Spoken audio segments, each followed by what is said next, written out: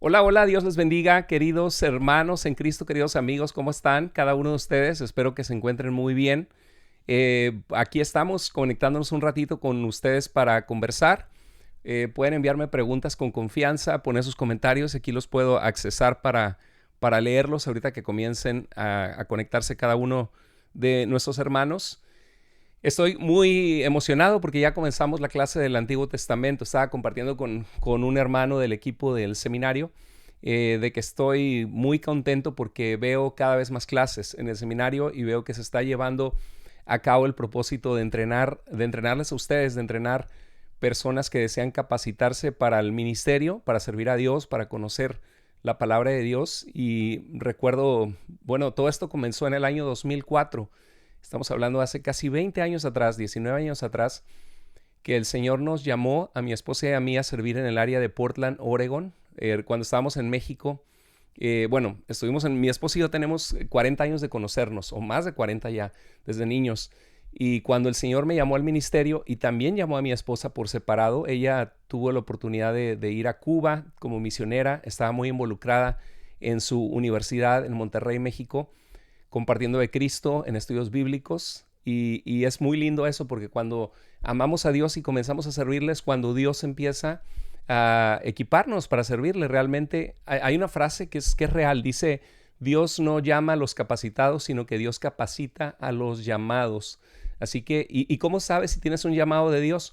Bueno, cuando tienes un deseo constante de conocer a Dios, de intimar con Él, de conocer su palabra, cuando estás agradecido, agradecida, consciente de lo que Dios ha hecho en tu vida, y es tu anhelo conocer más de su palabra, conocer, estar en la verdad y que otros también conozcan esa verdad que cambia vidas, y estás dispuesto a servir donde hay necesidad. Y así es como Dios empieza a usar nuestras vidas y a poner un sentido de llamado muy fuerte.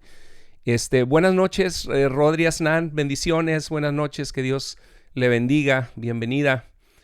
Son bienvenidos, hermanos, pueden compartir aquí, y si tienen alguna pregunta que quieran que les ayude a contestar, obviamente no puedo contestar todas, pero a medida que tengo oportunidad puedo contestar algunas, pueden dejar sus comentarios.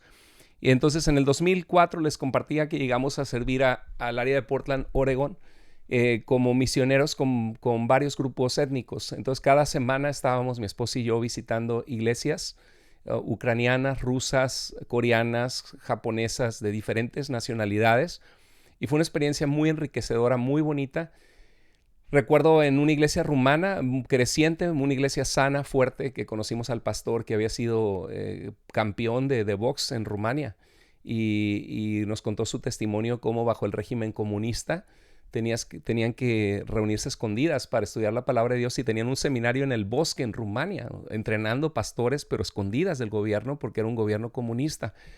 Y de verdad un gran hombre de Dios. Es algo hermoso cuando conocemos personas ucranianas o rusas que tienen abuelos que fueron pastores, o padres que son pastores, personas más grandes, y nos han compartido cómo el testimonio de ellos, de cómo se permanecieron firmes en medio de la prohibición del evangelio en un régimen comunista. Y de verdad que son personas que han heredado una fe fuerte en el Señor.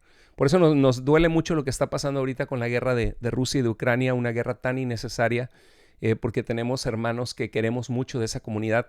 Y cuando llegamos a Portland, Oregon, estábamos sirviendo con hermanos de diferentes nacionalidades, y vimos que había solamente 3 iglesias de la denominación, de nuestra denominación, y no había pastores, más que un solo pastor entre 300,000 hispanos, algo así eran, en Estados Unidos, obviamente de todas las nacionalidades, de muchas nacionalidades de Latinoamérica y de muchos estados de la República Mexicana, de México. Y ahí es donde el Señor puso en nuestro corazón el comenzar un seminario para entrenar a las personas, capacitarlas para servir a Dios. Y le damos gracias a Dios porque fue un paso hermoso que comenzamos a... Yo acababa de terminar mi maestría se llama en divinidad, en teología, una maestría en divinidades con lenguas bíblicas, griego y hebreo. Y tomé todos los libros de texto que había tenido que leer para cada una de mis materias, todas las notas que había tomado, porque en cada clase yo tomaba alrededor de 15 clases semanales presencialmente. Me levantaba temprano y me enfoqué de lleno para hacer mi maestría. Y era una maestría larga. Algunos la hacen hasta en 5 años. El promedio de la gente comprometida son 3 años, más o menos, no, 3 a 4 años. Y bueno, todas las notas que había tomado, todavía tengo una caja llena de todas mis clases, todas las notas más los libros de texto. Empecé a compartirlo con los hermanos de las 3 iglesias que había. Y fue muy hermoso porque Dios levantó pastores de ese seminario. Eso fue en el año 2004, 2007. Buenas noches a todos los que se están conectando. Hermano Omar, Dios le bendiga. Siempre me da gusto recibir sus saludos. Sé que es una persona que ama al Señor y está ahí conectada siempre. Javi, buenas noches. Dios te bendiga. Dice, ok. Muy bien, hay una pregunta sobre escatología, sobre la vida después de la muerte. Alvinson, Dios te bendiga, Alvinson, un abrazo, que Dios te bendiga, sé que anduviste por aquí, ya, lástima que no te pude saludar. Hermano Darwin, Dios le bendiga hasta la calurosa Mérida, Yucatán. El otro día vi que puso un post que la sensación térmica era como de 50. Le estaba comentando el seminario que la razón, bueno, el día de hoy muchos esperan la clase del seminario bíblico en línea, que estoy bien contento porque ya tenemos 24 clases de hermenéutica muy completas, súper completas. Hemos recibido muy bonitas recomendaciones y retroalimentación de las personas que han tomado la clase de hermenéutica. Y ya tenemos 18 clases de evangelismo, 13 clases de discipulado. Y ya se va llenando más y más las clases del seminario. Estamos en el Antiguo Testamento. Esta va a ser la materia más larga de todas, más que historia de la iglesia, más que teología sistemática, más que Nuevo Testamento, más que predicación, más que ministerio y liderazgo. La materia más larga que vamos a tomar es la que estamos comenzando ahora del Antiguo Testamento, porque son 39 libros del Antiguo Testamento y es la etapa histórica de las escrituras más lejana a nosotros. Entonces necesitamos mucho sumergirnos en ese mundo. Y hoy iba a ir al aire para presentar la siguiente clase, la segunda clase del Antiguo Testamento, que es de qué trata el Pentateuco. Pero he estado enfermo esta semana. Yo creo que me dio algo así como una influenza, porque es horrible. No es solamente un resfriado, sino que dolor de cuerpo, estar enfermo por varios días. Y bueno, ya tengo más de una semana enfermo, así que todavía no me recupero. Y en la mañana estaba casi afónico. Entonces dije, no planeé grabar hoy porque no me siento bien para grabar. Pero ahorita me sentí un poquito mejor y dije, voy a conectarme para disculparme de que no sale la clase este martes como acostumbro, pero va a salir esta semana, no se preocupen. A ver si para el jueves o viernes la puedo subir. Espero que me pueda sentir mejor de mi garganta. Dios les bendiga a todos. Muchos saludos. Hermana Sandra Schenfeld, suena como alemán, desde Entre Ríos, Argentina. Dios le bendiga, hermana. Un gusto saludarle. Hermano Isaías, un abrazo. Querido hermano en Cristo, amigo, hermano de nuestra iglesia. Hermano Emilio Esquieta, saludos desde Buenos Aires, Argentina. Se me había olvidado que estaba en Argentina, hermano. Es verdad, porque sé que lo he saludado varias veces. Está en el seminario. Hermano Sergio Checo, Dios te bendiga. Qué bendición poder compartir con ustedes. Tengo una pregunta de escatología de Javi y ya me la han hecho varias veces. ¿Dónde pasaremos la eternidad? Bueno, ¿te acuerdas, Javi, que dice perdón, ¿se acuerdan que en 1 Tesalonicenses capítulo 4 el apóstol Pablo le escribe una carta a esta iglesia que están algunos preocupados sobre aquellos que han muerto antes de la venida de Cristo? Déjenme decirles que la fe cristiana es una fe escatológica. La escatología es el estudio del fin, ver la vida a través de, bueno, una fe escatológica es ver la vida a través de los ojos de la eternidad, de saber que hay un fin a esta vida, que vamos a estar en la presencia de Dios si somos fieles. Y dice, la gente estaba preocupada y Pablo dice que nosotros no nos adelantaremos a aquellos que han dormido en Cristo, aquellos que han muerto. Y dice que el Señor mismo, con voz de mando, con trompeta de Dios, es 1 Tesalonicenses capítulo 4, dice, descenderá del cielo y los muertos en Cristo resucitarán primero. Y dice, y luego nosotros, los que hayamos quedado, seremos arrebatados juntamente con ellos para recibir al Señor en el aire. Y dice, y así estaremos para siempre con Él. Entonces ahí está muy claro dónde pasaremos la eternidad. Bueno, el que tiene a Cristo tiene vida eterna. Jesús dijo, el que oye mi palabra, que era el que me envió, tiene vida eterna, no vendrá a condenación, sino que ya ha pasado de muerte a vida. Entonces el cristiano ya lo sabemos que va a pasar la eternidad con el Señor, el que ha sido salvo en Jesucristo por su gracia, estaremos con el Señor. Ahora, el tema escatológico es un tema bien confuso, Javi, porque la revelación de Dios es progresiva. O sea, Dios desde Génesis capítulo 1 no viene y nos dice no tiene un manual de teología sistemática donde nos dice esta es la doctrina del hombre, esta es la doctrina de Dios, esta es la doctrina de la vida después de la muerte. Entonces es algo que vamos reconstruyendo a través de avanzar las escrituras, donde Dios va revelando más y más información sobre su plan para nosotros, sobre la vida. Y por lo mismo, una imagen que se utilizaba mucho en el Antiguo Testamento era la imagen de dormir, porque cuando alguien está muerto, parece que descansa, parece que duerme, y una forma respetuosa de decir duerme. Y ahí es donde los adventistas en nuestro tiempo creen en el sueño del alma, creen que el creyente que muere está dormido hasta la resurrección final, y hay pasajes que conectan y sacan esa conjetura. Por ejemplo, el que acabo de decir dice que el Señor descenderá del cielo y los muertos en Cristo resucitarán primero. Entonces uno escucha ese texto y dice, wow, parece entonces que estamos dormidos, porque hasta que Cristo venga, los que han muerto en Cristo van a resucitar. Pero ¿por qué entonces en los funerales nosotros decimos que ya está con el Señor? ¿Cómo está la cosa aquí? ¿No? Es un tema confuso cuando uno recién comienza, porque la Biblia no es un tratado de teología sistemática, sino es una colección de 66 libros escritos en un periodo de 1500 años por más de 40 autores.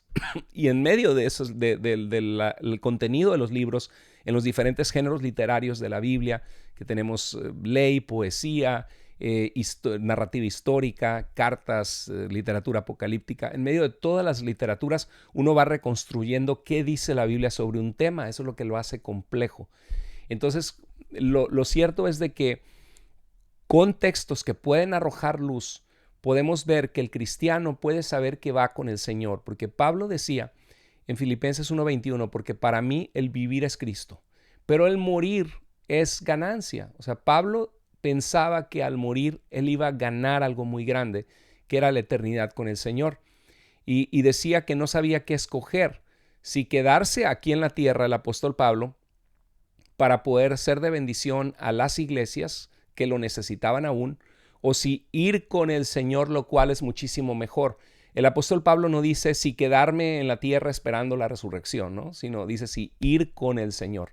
El apóstol Pablo pensaba que al morir él iba a ir con el Señor, y en 2 Corintios capítulo 5 dice que mientras estamos en esta tierra, estamos presentes en el cuerpo físicamente, nuestra alma, nuestro ser está conectado a este cuerpo del que somos parte en este mundo.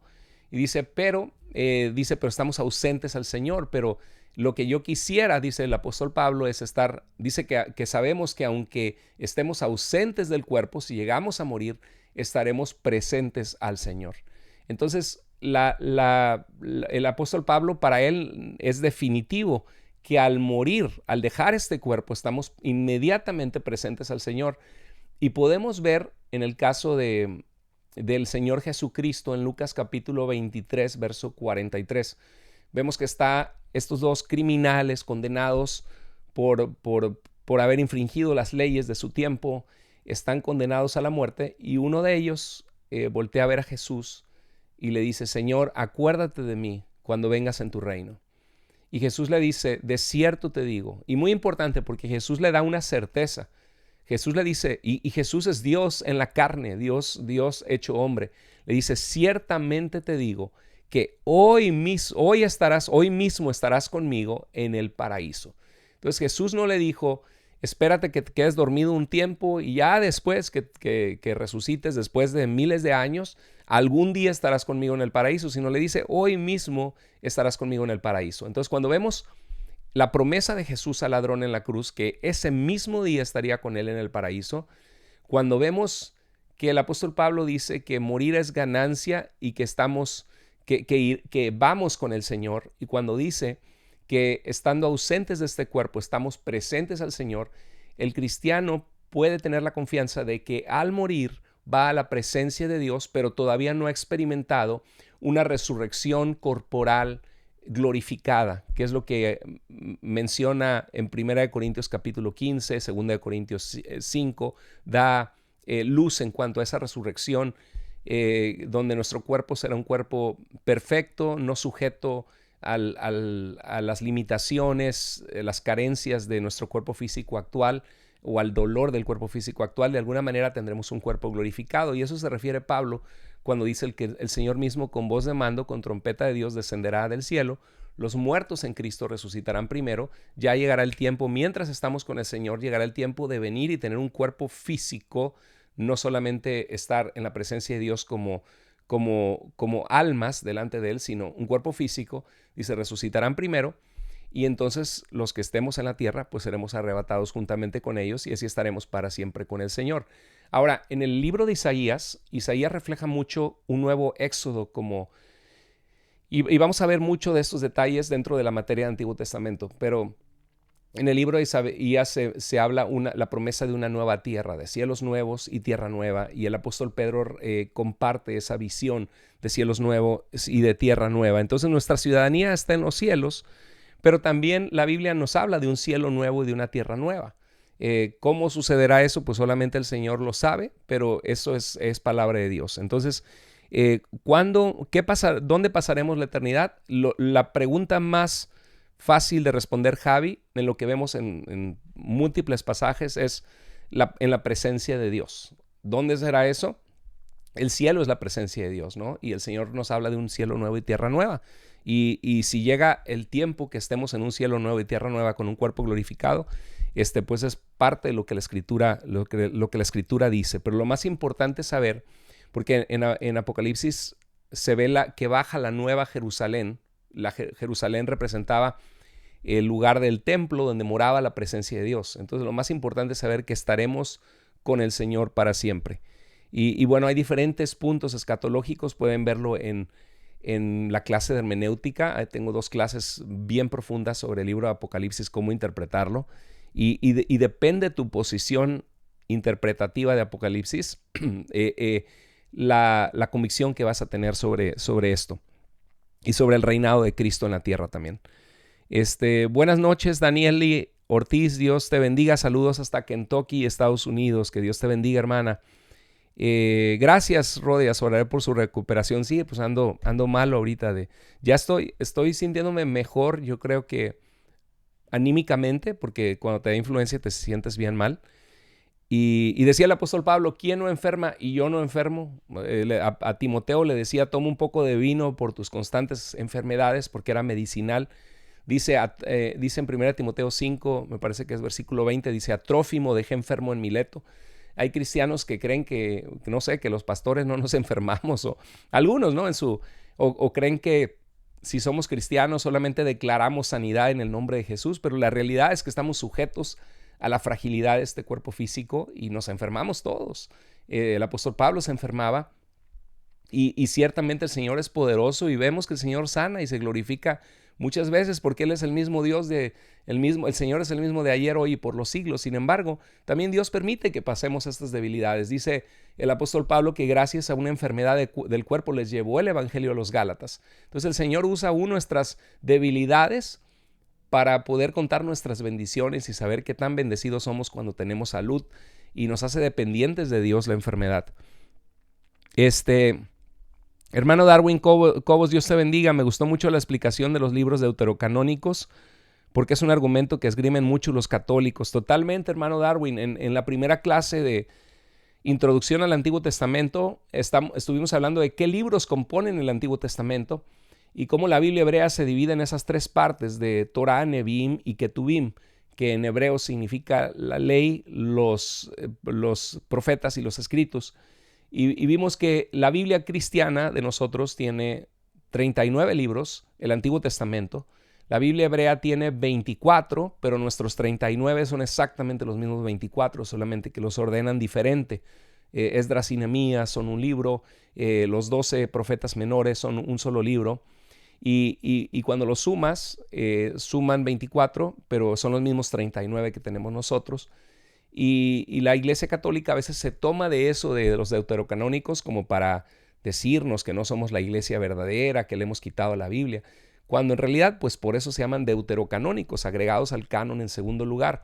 La realidad es que es una historia compleja de la compilación de los libros hebreos y cómo fueron siendo traducidos al griego, y que los primeros cristianos leían los deuterocanónicos, porque ahí estaban, eran parte, los primeros cristianos eran los judíos que habían creído en Jesucristo, y los deuterocanónicos se escribieron entre el año 200 antes de Cristo al año 70. Y estos libros, por ejemplo, el libro de Macabeos es un libro muy interesante que nos ayuda a entender la historia intertestamentaria, la fiesta de Hanukkah, que es tan importante para Israel, de la rededicación del templo, cuando Antíoco IV Epífanes destruyó el templo y hizo el sacrilegio, ¿no? La abominación desoladora que habló el profeta Daniel, sacrificando un cerdo en el lugar santísimo al dios Zeus.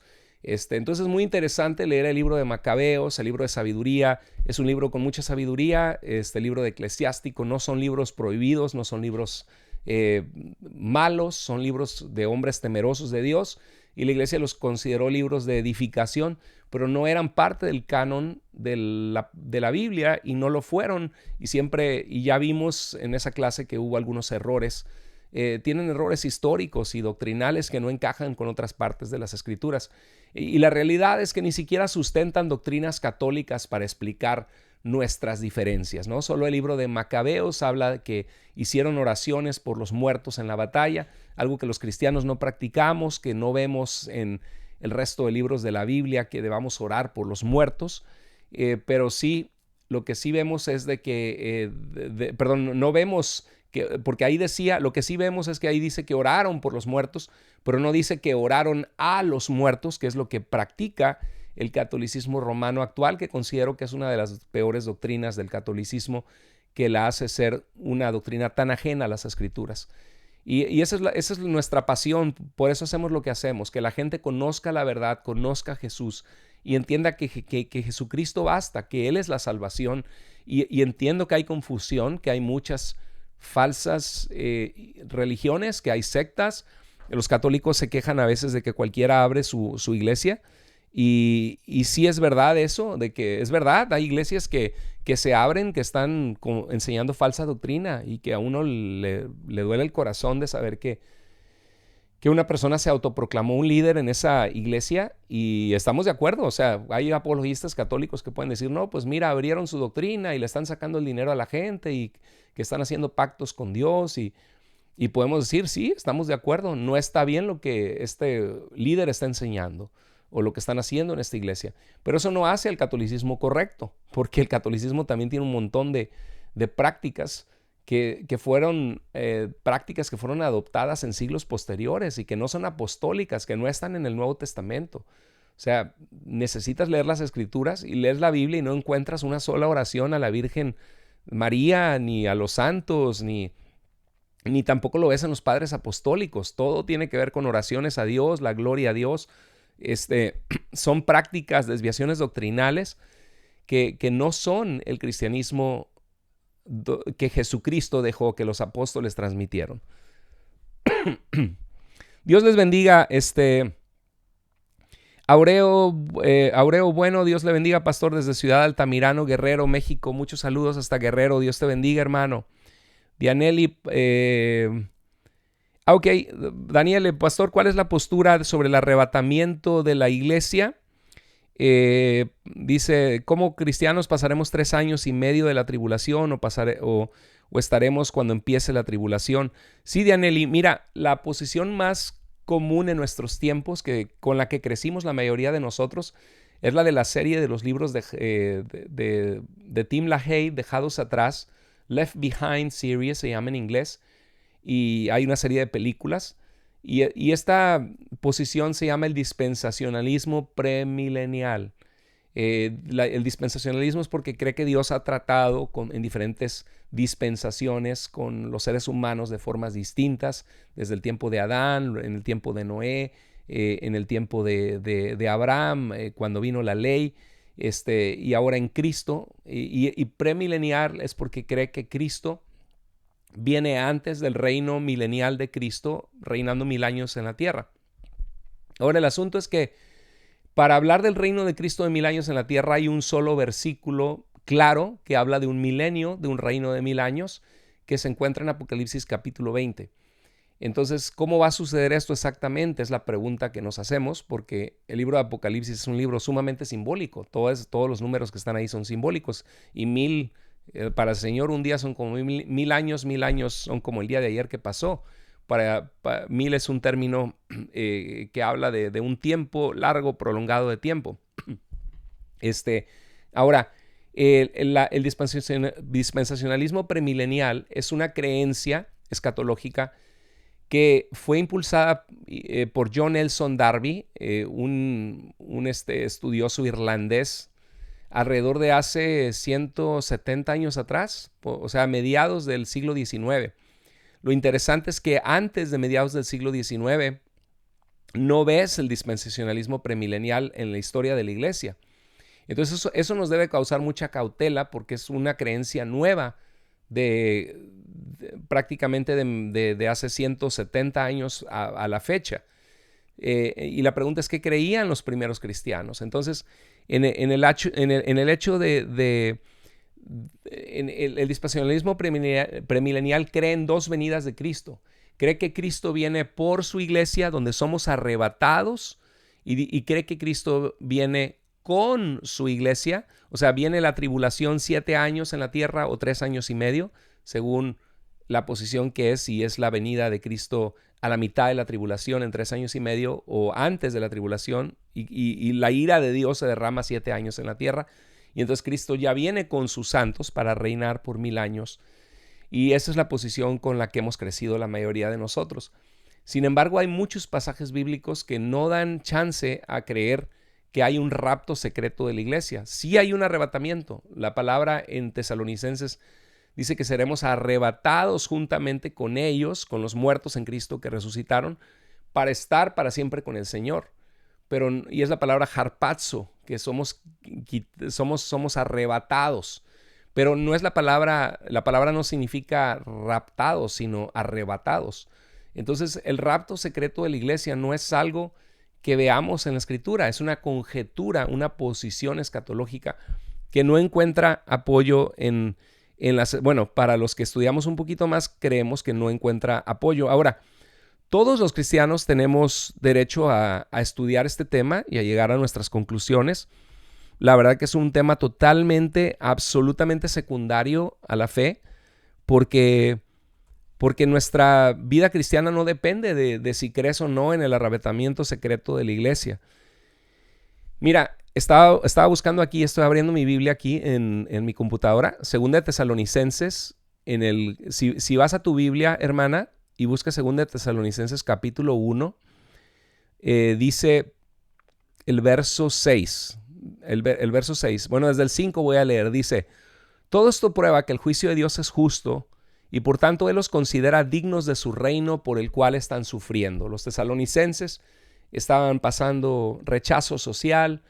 Acuérdate que cuando Pablo plantó la iglesia en Tesalónica en Hechos 17, tuvo que huir porque los judíos le armaron una turba, levantaron falsos testigos y pues algunos de ellos estaban pasando sufrimiento. Y dice en el verso 6, Dios que es justo, 2 Tesalonicenses 1:6, Dios que es justo, pagará con sufrimiento o con tribulación a quienes los hacen sufrir a ustedes. O sea, Pablo les trata de dar confort, de decir, no se preocupen si los han rechazado, si los han perseguido, si algunos los han arrastrado ante los tribunales, porque Dios ve la injusticia que están viviendo. Y va a llegar un tiempo que cuando sea el momento que Cristo vuelva a esta tierra, Él va a poner un fin a la injusticia. Dice, Él pagará con sufrimiento a quienes los hacen sufrir ustedes. Y el verso 7 dice, y a ustedes que sufren, les dará descanso. Qué hermoso, ¿no? Si estás sufriendo, vas a encontrar descanso si eres de Cristo. Dice, y a ustedes que sufren les dará descanso. Lo mismo que a nosotros, dice el apóstol Pablo. Ahora, acá hay una clave en 2 Tesalonicenses 1:7, porque aquí Pablo nos dice cuándo sucederá esto. Dice, Y dice, esto sucederá cuando el Señor Jesús se manifieste desde el cielo entre llamas de fuego con sus poderosos ángeles, para castigar a los que no reconocen a Dios ni obedecen el evangelio de nuestro Señor Jesucristo. Ellos sufrirán el castigo de la destrucción eterna, lejos de la presencia del Señor y de la majestad de su poder.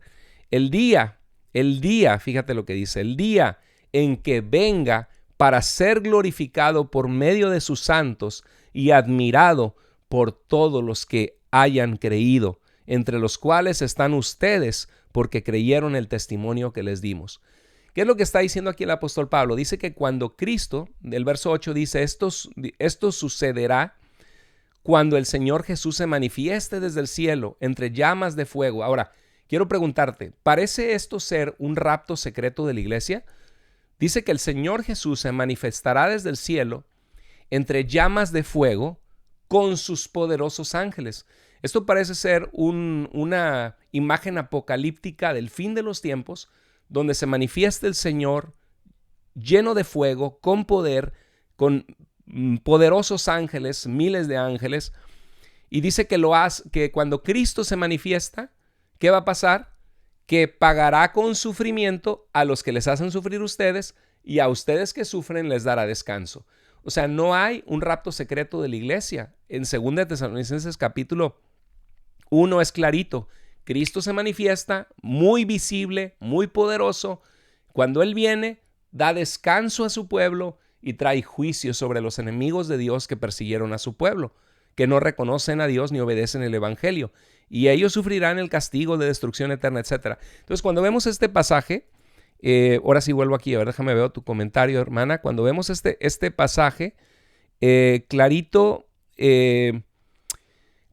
podemos ver que es algo que sucederá bastante visible cuando el Señor vuelva. Muchos saludos a todos los que se están conectando. Querido hermano, doctor Enuel Hernández, un abrazo, un saludo. No tengo el gusto de conocerle, pero nos hemos escrito allí y pues dándole para adelante con las cosas del Señor. Con mucho gusto, hermano, pongámonos de acuerdo.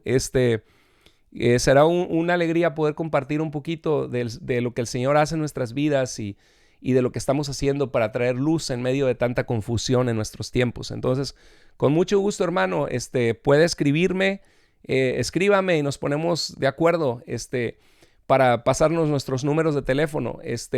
Si usted me escribe a seminariobíblicoenlinea.com, donde dice contacto, mándeme un mensaje y me llega mi correo electrónico personal, inmediatamente yo se lo respondo y le mando mi contacto, mi teléfono, para que nos pongamos de acuerdo. Bueno, pues, hermana Celia, Dios le bendiga, un abrazo, gracias por sus oraciones.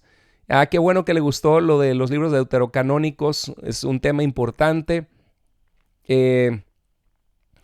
Sí, hermana Dianelli, en realidad ese tema es un tema bien complejo, el de la escatología. La Biblia, el libro de Apocalipsis, nosotros no recibimos la ira de Dios porque no somos los enemigos de Dios, sino somos su pueblo comprados por la sangre del Cordero. Pero el libro de Apocalipsis es escrito en un proceso donde la iglesia está pasando tribulación en el sentido no del castigo de Dios, sino en el sentido de la persecución del dragón que va contra la mujer y contra el hijo de la mujer y contra los descendientes, que es contra el pueblo de Dios, para tratar de destruir al pueblo de Dios. Y de esto trata el libro de Apocalipsis, de momentos de sufrimiento que el pueblo de Dios está pasando. Ahora, lo que sí sabemos es que Cristo va a volver, que tenemos que estar preparados, que nadie sabe el día ni la hora en que el Señor volverá, y que tenemos que estar en oración, alertas, viviendo para Cristo. Porque imagínate que Cristo fuera a regresar, no sabemos el día ni la hora. Puede ser el final de los tiempos, que el Señor va a venir y que tenemos que proclamar su nombre, su reino hasta que Él vuelva. O el Señor puede alargar los años. Eso solamente el Padre lo sabe en su sola potestad. Pero lo que sí es cierto es que los cristianos tenemos que vivir como si Cristo viniera ya. Porque así es la fe cristiana, se vive de esa forma. La cena del Señor, la muerte del Señor anunciamos hasta que Él vuelva. Varios han puesto comentarios. Gracias, hermana Gavita, por sus oraciones. Hermano Omar dice, doctor Carlos, ¿hay diferencia entre religión y secta? Claro que sí. sabiendo que las dos se apartan de la verdad bíblica. Muchísimas gracias. Sí, hermano, ¿cuál es la diferencia entre una secta y una religión? Que, bueno, la palabra religión propiamente es el intento del hombre de conectarse con Dios y de dar culto a lo divino, ¿no? Y puede haber religiones politeístas que creen en distintos tipos de dioses. Puede haber religiones panteístas que creen que todo es Dios, panenteístas, que Dios es inmanente en su creación y que todos somos parte de lo divino. Y puede haber religiones teístas, como lo es el Islam, el judaísmo y el cristianismo.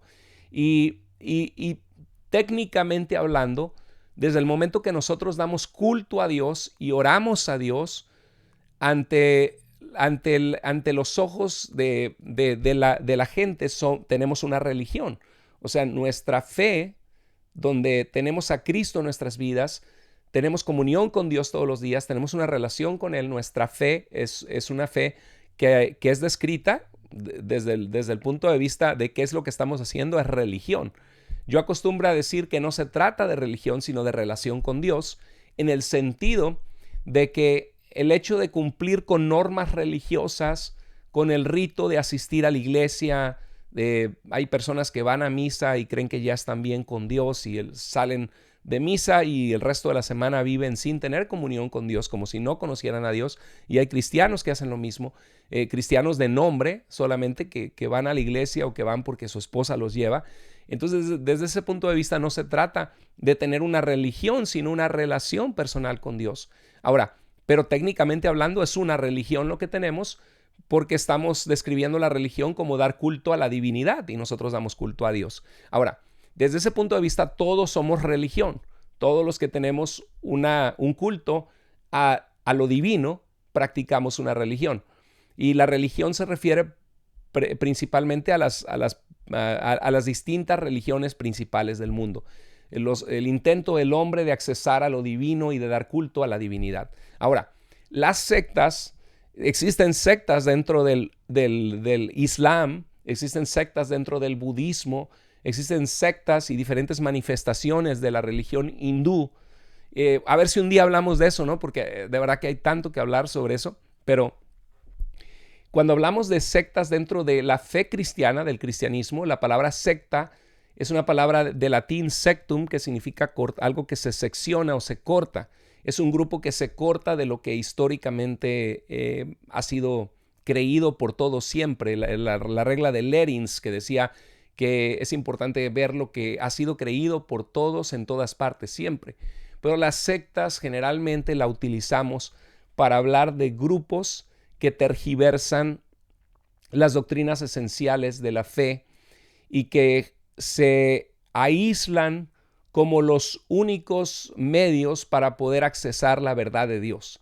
Entonces, de esta manera, hermano Omar, los testigos de Jehová, surgidos en 1874, aunque su nombre fue puesto hasta 1914, los testigos de Jehová son un grupo que creen que ellos son el gobierno de Jehová Dios en la tierra. O sea que si uno no está dentro de la organización de la Watchtower Bible and Tract Society, de la organización de la Torre de Vigía, uno no puede tener acceso a la verdad de Dios. Uno no está dentro del gobierno de Jehová Dios. Los mormones, surgidos en 1830 con Joseph Smith en Estados Unidos, supuestamente José Smith le preguntó a Dios ¿cuál es la religión verdadera? Y Dios le dijo, todas las religiones son una abominación. Pero Dios le iba a revelar supuestamente la verdad y le fueron impuestas las manos y le fue dado el sacerdocio de Aarón y el de Melquisedec, y supuestamente José Smith le pasó esa imposición de manos, algo parecido a lo que cree en el catolicismo romano, que los sacerdotes vienen a través de una sucesión apostólica. Entonces, si no es el que no está dentro del catolicismo romano, no tiene el poder del sacerdocio que Cristo dejó. Entonces, la realidad es que el Nuevo Testamento no enfatiza la sucesión apostólica. Los judíos sí oraban, sí imponían manos para comisionar, para orar cuando una persona era llamada, pero no hay una doctrina de sucesión apostólica donde Jesús dijo que después de él las manos, es más, no se ve que Jesús impusiera manos sobre los discípulos y los mandara a imponer manos sobre otros, y que para ser válido la proclamación del evangelio era necesaria la sucesión apostólica y la imposición de manos. No puedes construir una doctrina así en las escrituras, y mucho menos puedes probarla hoy que los sacerdotes vienen de la sucesión apostólica. Por eso es algo que nos tiran mucho a nosotros que no somos católicos romanos. Entonces las sectas creen que su grupo es el único grupo verdadero, y niegan aspectos importantes, esenciales de la fe cristiana, como por ejemplo la divinidad del Señor Jesucristo. Los testigos de Jehová son famosos por ello, ¿no? Generalmente añaden otras fuentes de autoridad, además de la Biblia, tienen su cuerpo gobernante. Hace poquito hicimos un clip, alguien sacó un clip de nuestro grupo de media de la iglesia, un clip que ha sido visto como 150,000 veces, donde decía, si tú tienes a Cristo, de manera que si alguno está en Cristo, no me acuerdo qué versículo utilizaba, pero hablaba de que todo el que clamare al nombre del Señor será salvo, y más a todos los que le recibieron, a los que creen en su nombre, les dio el poder de ser hechos hijos de Dios. Y comentaba que si somos hijos de Dios, yo no necesito tu religión para yo poder ser un hijo de Dios. Yo no necesito tus sacerdotes para que consagren la hostia y yo pueda recibir el cuerpo de Cristo y así tener vida eterna a través de la Eucaristía.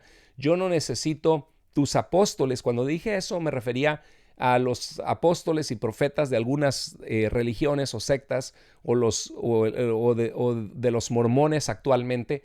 No me refería a los 12 apóstoles de Cristo, porque sí necesitamos permanecer en la enseñanza de los apóstoles.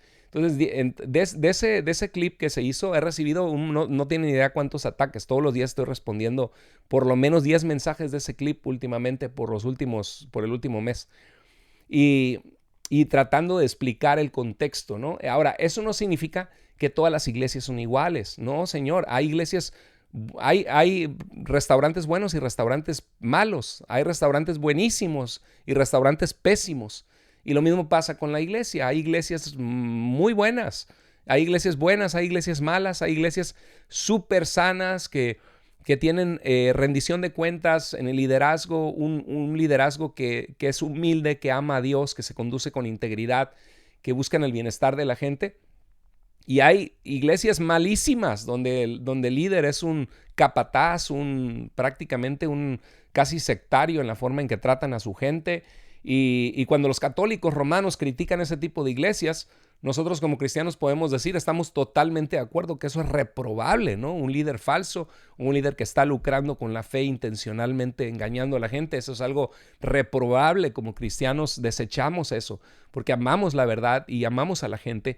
Pero el hecho de que Cristo solamente es el medio para ser salvos, no significa que cualquier iglesia es lo mismo, ¿no? Entonces ahí es donde uno tiene que usar su criterio, conocer las escrituras y poder llegar a una iglesia sana no solo en doctrina, sino en el amor de la iglesia, en la conducta. Y hace tanta falta en Latinoamérica esto. Por eso tenemos el seminario. Queremos poner un granito de arena, ¿no? Nosotros no podemos cambiar corazones o sea, es el caminar con el Señor de cada persona. Pero si podemos impartir sana doctrina, que los pastores aprendan a hacer una exégesis correcta de la Biblia, leer un texto en su contexto, lo que dice antes, lo que dice después, eso va a ser una gran diferencia. Las sectas generalmente se cortan de lo que históricamente ha creído el cristianismo y creen ser los únicos medios para poder llegar a Dios. Y eso es lo reprobable, porque quitan a Jesús de su posición en Juan 14:6, donde él dice, yo soy el camino, la verdad y la vida. Nadie llega al Padre si no es por mí. Entonces el camino al Padre, a la vida eterna, es Jesucristo, no es una institución. Y eso es lo que les cuesta tanto trabajo al catolicismo entender.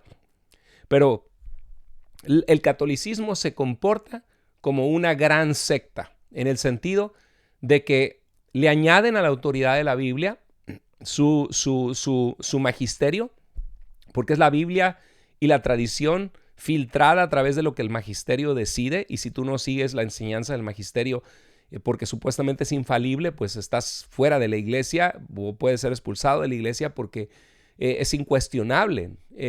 Dividen la iglesia porque ellos creen que son la única iglesia que Jesucristo dejó, la única verdadera, y multiplican los requisitos de la salvación porque hay que pertenecer a su grupo para poder accesar a Dios. Bueno, muchos saludos, hermanos. Qué lindo lo que han puesto. Mónica, Dios te bendiga. Gracias por tus oraciones. Gracias a Dios. Hermano Félix, muchas gracias. Un abrazo, hermano. Siempre es un gusto verle, una persona que ama al Señor y está siempre dispuesta a servir a los demás. Ricardo Estrada Rodríguez, buenas noches, un abrazo, muchas bendiciones hasta Torreón, Coahuila, un abrazo al norte de México, que ahí crecí también en Tamaulipas, un tiempo de mi vida. Adán Palacios, puede escribirme, hermano, escríbame en contacto en Seminario Bíblico en Línea y allí me llega mi correo y nos ponemos en contacto. Leti Ramos, bendiciones hasta Coatzacoalcos, Veracruz, la ciudad que me vio nacer hace muchos años atrás. Dios le bendiga. Un abrazo, Leti. Yo también soy de Coatzacoalcos, Veracruz. Bendiciones. Rachel Díaz, saludos desde Reynosa, Rachel. Allí viví en Reynosa. Qué alegría. Mira, no recuerdo si te conozco. Yo creo es que no reconozco por la foto, pero te mando un abrazo. Que Dios te bendiga. Si te conozco, un gusto saludarte. Saludos, el Roblex México. Qué lindo ver sus saludos, me da mucho gusto. Me pregunta si soy amilenial. Bueno, si puedes ver, hermano, Reformados, te animo a ver en el Seminario Bíblico en Línea el video que habla de cómo interpretar el tema de Apocalipsis. Y allí explico la posición amilenial. La verdad que simpatizo mucho con la posición amilenial, aunque está el tema de Israel también. Es un tema complejo hacer teología. Y en el seminario puse que las dos posiciones más fuertes es el premilenialismo histórico, no el dispensacionalismo premilenial, el premilenialismo histórico. Me parece que mi querido hermano Jorge Walters, que aprecio mucho en Cristo, con el cual he hecho el tema de el catolicismo de los padres de la iglesia. Por cierto, le pusimos pausa porque los dos estamos bien ocupados, pero nos quedamos en que íbamos a explicar la carta de Clemente de Roma. Ya lo tenía, creo que ya lo tengo listo todo. Me faltaba nada más dar una revisada, pero iba a compartir cómo Clemente de Roma se parece mucho más a lo que nosotros creemos como cristianos y no se ve reflejado el catolicismo romano actual en Clemente de Roma. Y nuestro hermano Jorge Walters, él da cursos de escatología. Y creo que él es premilenial histórico, que existe rastro del premilenialismo histórico en los padres de la iglesia. Pero San Agustín es el primero que en el siglo V comienza a compartir la posición amilenial. Entonces son las dos mejores posiciones. Y hay cosas que aunque yo no soy, aunque no me identifico, y ustedes saben, con el calvinismo, en el aspecto escatológico hay cosas que me gustan mucho de lo que tiene a ser la posición reformada amilenial, que se orilla más a San Agustín. Y de hecho, San Agustín fue la mayor influencia teológica en los reformadores, como en Martín Lutero y en Juan Calvino. Y por eso fue que Agustín creía en el monergismo, que en la salvación solamente es la fuerza de uno, solamente Dios actúa. Y los que no somos calvinistas creemos que la salvación es toda de Dios, pero que Dios en su soberanía pide la condición de la fe. Pero son asuntos secundarios. Tenemos que amarnos como cristianos, seamos calvinistas o no calvinistas, reformados o arminianos, lo que seamos. Bueno, el arminianismo es reformado, de hecho. El arminianismo, Jacobo Arminio, es teología reformada, aunque crean que no. Pero bueno, no voy a entrar en eso. Pero aunque no es la misma teología calvinista o de la reforma de Calvino.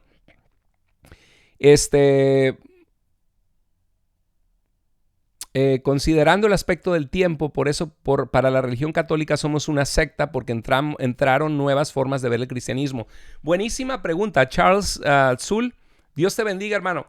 Me gusta mucho lo que estás diciendo, porque estás diciendo que desde el punto de vista católico romano, nosotros somos una secta porque los reformadores lo que intentaban era reformar la iglesia, pero la iglesia no se dejó reformar. Los reformadores eran, entre ellos, sacerdotes católicos, doctores en teología como Martín Lutero. Y para ellos lo que querían era volver a una fe viva, viendo que el sacerdocio estaba descuidando muchísimo a la iglesia, que había simonía vender posiciones eclesiásticas por dinero. Había nepotismo, poner a familiares, parientes. Había habido papas medievales, hombres hambrientos de poder, súper inmorales, como el Papa Alejandro VI, Rodrigo Borgia. De verdad que nada que ver con representantes de Cristo. Y lo que querían hacer los reformadores era purificar la iglesia. Pronto voy a sacar una parábola de qué es la Iglesia Católica, cuál es nuestra relación con el catolicismo como cristianos evangélicos. Pero sí es verdad, porque ellos dicen, la Reforma surgió en el siglo XVI con Lutero, las tesis en 1517, el 31 de octubre. Entonces significa que ustedes son nuevos, ustedes apenas están del siglo XVI para acá. ¿Dónde estaba la iglesia protestante? Y lo que no entienden es que nosotros no estamos defendiendo una institución del protestantismo o una institución. Lo que hay que ir es ir al Nuevo Testamento, a la fe apostólica dejada por Jesucristo, al querigma apostólico, lo que los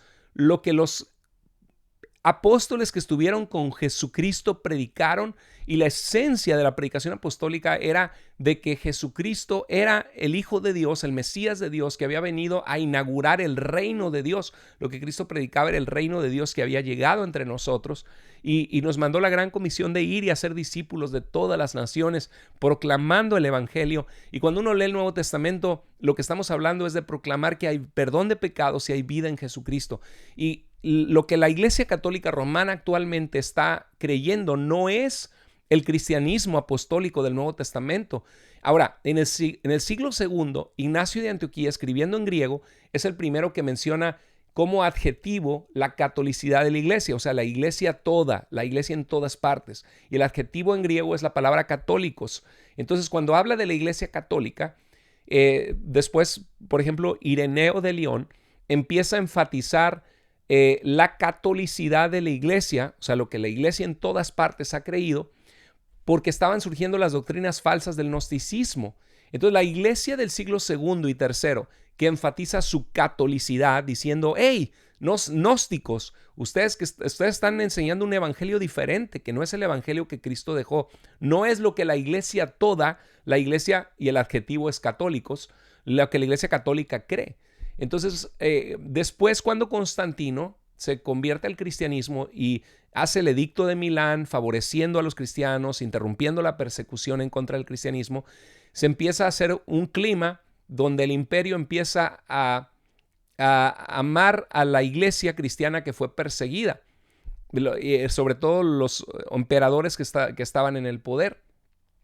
Por eso fue que el primer concilio ecuménico de la iglesia, el concilio de Nicea en el año 325, no fue proclamado por ninguno de los obispos de ninguna ciudad, mucho menos del papa, que no existía un papado, no existía que el obispo de Roma era el jefe de o cabeza de todas las iglesias del este del imperio también y de todas partes, no existía tal cosa. Quien convoca el concilio de Nicea es el emperador Constantino, pero fue hasta el año 380, en el año 380, que el emperador Teodosio I declara el cristianismo la religión oficial del imperio romano. Y es allí cuando se habla que la fe de todo el imperio sea abrazada de acuerdo a la fe católica o la fe universal de los obispos de Roma y del obispo de Constantinopla. Y entonces allí empieza a surgir el lenguaje de la catolicidad, de la iglesia católica, que no te vayas a las sectas, sino a la iglesia católica. Entonces, cuando los católicos leen hacia atrás esto, creen que están hablando de la misma iglesia de la que ellos son parte ahora.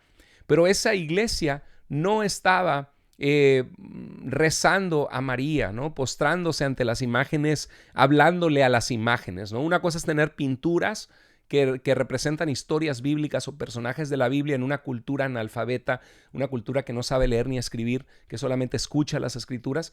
Una cosa muy diferente es agarrar una imagen y postrarte y decirle prácticamente tú eres mi Dios, ¿no? Tú eres mi intercesora o mi intercesor. No vemos un catolicismo romano como el que se observa actualmente, porque la Iglesia Católica Romana fue definida por concilios: el Cuarto Concilio de Letrán de 1215, el Concilio de Trento de 1546 a 1563, el primer concilio vaticano de 1870, el segundo concilio vaticano de 1960.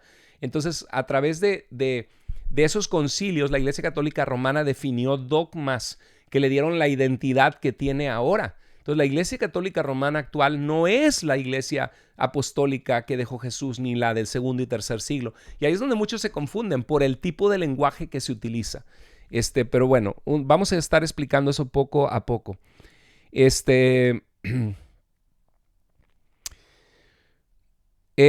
Ok. Martín Reynoso pone aquí, sí, bueno, espero que te haya respondido, Charles, de que sí, podríamos ser considerados una secta en el sentido de que ellos lo ven como que la reforma fue en el siglo XVI, ¿no? Entonces van a decir, se cortaron, dejaron la iglesia. Y luego agarran Primera de Juan y dice, se fueron de nosotros, ¿no? Los anticristos. Y Primera de Juan está hablando del gnosticismo, nada que ver con el cristianismo. Pero bueno, Martín Reynoso, pastor, una consulta. Dentro de la sana doctrina hay hombres, hay hombres de Dios llenos del Espíritu Santo. Sin embargo, difieren en algunos temas bíblicos. Mi consulta es, si el Espíritu Santo nos da revelación de la palabra de Dios, ¿por qué entonces no todos tienen una misma postura en todos los temas bíblicos? Excelente pregunta, Martín Reynoso. Muy bien, gracias. Bueno, fíjate que Jesús prometió que cuando él sería sería crucificado, muerto, llevado al Padre. Y dice que no nos dejaría, les dijo a los apóstoles, no los dejaré huérfanos, os enviaré al Consolador para que esté con ustedes. Les conviene que yo me vaya. Y una de las cosas que dice en Juan capítulo 14, Juan capítulo 16, dice que el Espíritu Santo les guiaría a toda verdad y les recordaría todo lo que Jesús les dijo, lo más importante que Jesús les dijo cuando estuvo con ellos. Ahora, ese contenido de enseñanza es la enseñanza apostólica que fue compilada en el Nuevo Testamento. El Nuevo Testamento contiene el testimonio apostólico. Algunos creen que el Evangelio de Marcos, que fue el primer evangelio escrito, fue dictado por el apóstol Pedro a Juan Marcos. Por eso es que Pedro aparece en un rol primordial, aunque claro que Pedro tenía un rol de liderazgo en la iglesia primitiva, no como papa, pero sí como un líder en la iglesia primitiva. Nunca se menciona la institución del papado, por cierto, que iba a ser que Pedro le iba a imponer las manos a alguien más y que después de Pedro vendría otro. Eso no existe en el Nuevo Testamento. Pero lo que sí es que Pedro probablemente dictó su evangelio a Marcos. Lucas y Mateo probablemente utilizaron como fuente a Marcos. Se conoce esto como los evangelios sinópticos porque pueden ser vistos juntos, utilizaron fuentes en común. Y el evangelio de Juan fue escrito por el apóstol Juan. Las cartas del apóstol Pedro. Entonces lo que tenemos en el Nuevo Testamento son escritos de los apóstoles y de aquellos que estuvieron con los apóstoles, sus compañeros de ministerio. Y yo creo que el Espíritu Santo a eso se refirió Jesús cuando dijo que el Espíritu Santo les guiaría toda verdad y les recordaría lo que Él les enseñó. Porque es verdad que mucha gente dice, no, es que somos guiados por el Espíritu Santo, pero llegamos a diferentes conclusiones, ¿no? Algunos dicen, no, es que el Espíritu Santo nos guía, que en esta iglesia tumbamos personas y si no hablan en lenguas no tienen al Espíritu Santo. Y a los que nos gusta ser bíblicos, decimos, bueno, ¿dónde en la Biblia dice que si no hablas en lenguas no tienes al Espíritu Santo? Lo de Hechos 2 es un hecho histórico que en el Pentecostés el Espíritu fue derramado y se manifestó a través de hablar dialectos de los creyentes que habían venido, de judíos que habían venido a celebrar la fiesta de la Pascua judía. Pero no vemos nosotros en las Escrituras que para recibir al Espíritu Santo se tiene que hablar en lenguas, porque Efesios 1:13 dice que somos sellados con el Espíritu Santo cuando creemos. ¿Y qué significa eso? Que la presencia de Dios va a estar con nosotros. Sin embargo, también el apóstol Pablo dijo en 1 Corintios 13 que ahora vemos oscuramente como por espejo, pero entonces veremos cara a cara. Entonces, mientras estamos en este mundo, aunque tenemos al Espíritu Santo, la presencia de Dios en nuestras vidas, hay cosas que son difíciles de comprender, como decía Pedro, que los indoctos y los inconstantes tuercen, como lo hacen también con las otras escrituras. Entonces estamos sujetos a las limitaciones de esta tierra y por lo mismo diferentes personas llegan a diferentes opiniones. Y eso no significa, porque el catolicismo romano dice, ya lo ves, entonces nosotros somos la única iglesia verdadera porque tenemos unidad. No, lo que hay es un sistema coercivo de una institución en la que todos tienen que creer parejo en una uniformidad. No significa que eso es una unidad espiritual. Es demostrable que cosas que el catolicismo romano actual practica no son bíblicas, entonces ni apostólicas. Entonces el hecho de que ellos apunten y vean que no se ponen de acuerdo los protestantes no los hace a ellos tener la verdad, porque es demostrable que las cosas que ellos creen no son bíblicas. Entonces tenemos que tener cuidado de caer en esa trampa. Ahora, hermano, ¿por qué llegamos a diferentes conclusiones? Porque cada persona va a dar cuentas a Dios y cada uno tiene que ser lo más responsable posible, apegado a las Escrituras. Hace poquito mi hermano Jorge Walters puso un post que me gustó, que dijo que la mayoría de las diferencias que existen entre los cristianos en asuntos secundarios de lo que creen sobre el rapto de la iglesia o el arrebatamiento, sobre el uso de los dones espirituales, sobre si hay pastoras en el ministerio o no, y diferentes puntos. Dice, todas las diferencias se resolverían si todos fueran intencionales en hacer una correcta exégesis bíblica. Estoy totalmente de acuerdo. Si fuéramos a ver el contexto, lo que consistentemente la Biblia enseña de un tema, por eso es tan importante tomar la materia de hermenéutica, aprender a interpretar las Escrituras. Pero sí, hermano, tristemente podemos llegar a diferentes conclusiones. O sea, yo como una persona estudiosa de las Escrituras, yo oro al Señor, le digo, Señor, guíame a tu verdad. Y he pasado muchos años preparándome, equipándome, yendo a escuelas para capacitarme, estudiando, comprando comentarios que son súper caros, libros bien caros. ¿Por qué? Porque el interés tiene pies. He tenido el interés de adentrarme y estar en la verdad de la palabra de Dios. Entonces el día de hoy, porque el Señor me ha permitido entrenarme y estudiar por tantos años, puedo ver ciertas doctrinas que yo digo, no, hombre, esto para nada es bíblico, porque no puede ser bíblico, porque tienen en su contra estos 7 pasajes que claramente enseñan lo contrario, ¿no? Entonces, pero hay gente confundida que cree que el Espíritu Santo le está guiando a eso. Pues yo qué culpa tengo que ellos estén confundidos. Lo único que a mí me toca es saber lo que creo, enseñarlo con amor y ver también, nunca creerme en soberbia, decir, yo creo esto y porque yo lo creo es la verdad. También hay que ver qué es lo que ha sido creído por todos siempre en todas partes y qué creen los expertos en las Escrituras sobre cierto tema. Bueno, espero que esté siendo de ayuda estas respuestas. Si están siendo de ayuda, déjame tus comentarios. Les recuerdo que se suscriban al canal,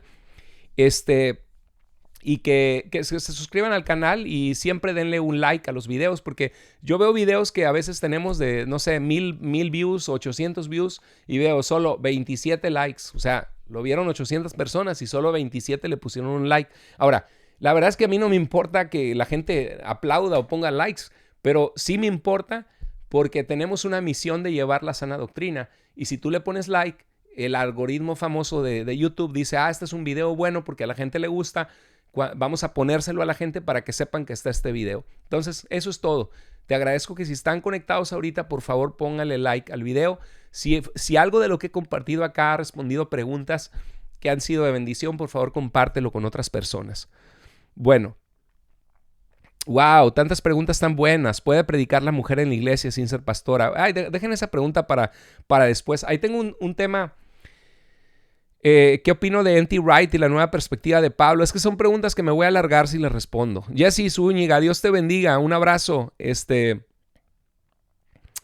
Muy bien, pues bueno, qué gusto de verdad poder ver estoy aquí leyendo sus saludos.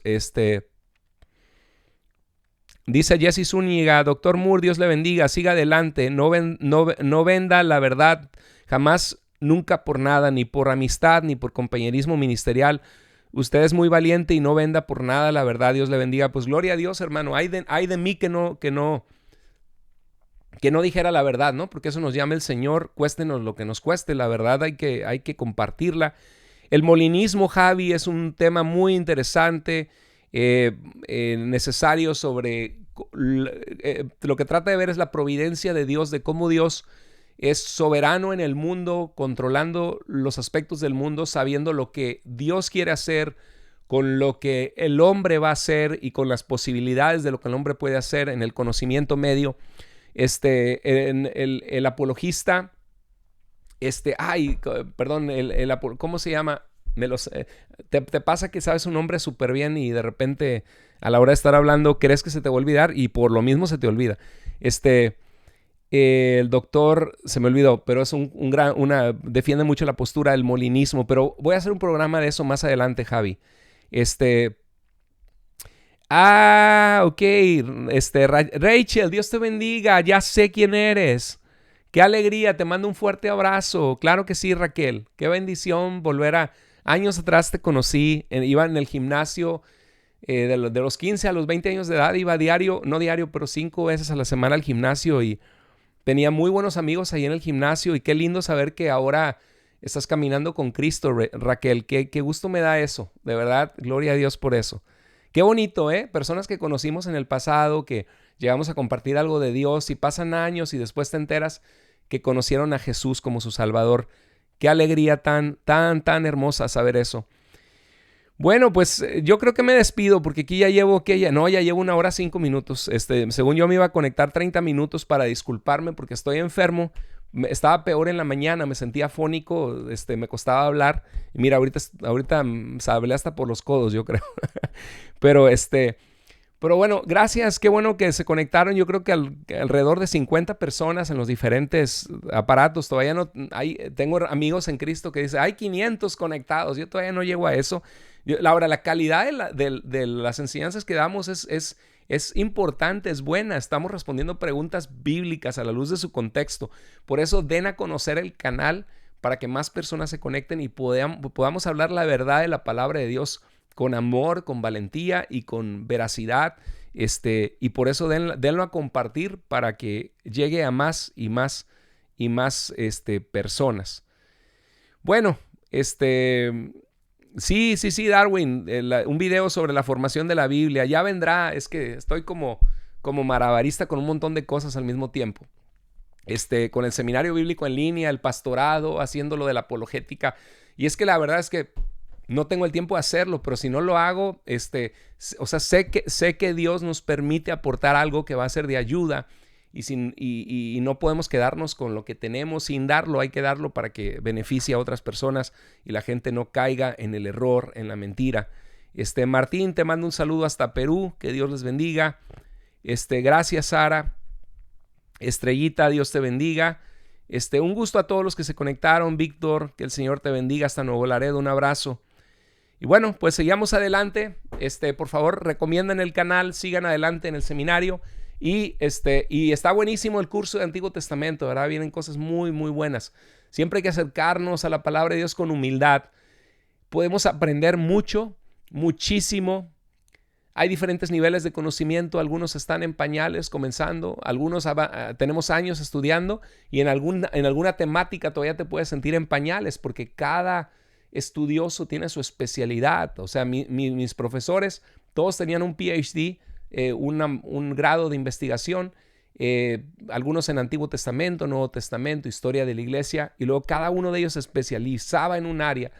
Entonces el conocimiento, nos acercamos a él con humildad, sabiendo que no lo sabemos todos, que hay muchas piezas, evidencias, información, que los estudios bíblicos es como navegar un gran océano, un arrecife, donde hay un montón de peces diferentes y de especies marinas, y así es el conocimiento bíblico, con acercamiento, con dependencia de Dios, con humildad, con sabiduría, con amor, y Dios nos va llevando a la verdad, a su verdad, y lo más importante es estar en Cristo y vivir para Él. Les mando un abrazo, que Dios les bendiga, un gusto haberlos saludado. Compartan este video y nos conectamos pronto. Esta semana pronto sale la siguiente clase del Antiguo Testamento. Dios les bendiga, les mando un fuerte abrazo, cuídense, hasta luego.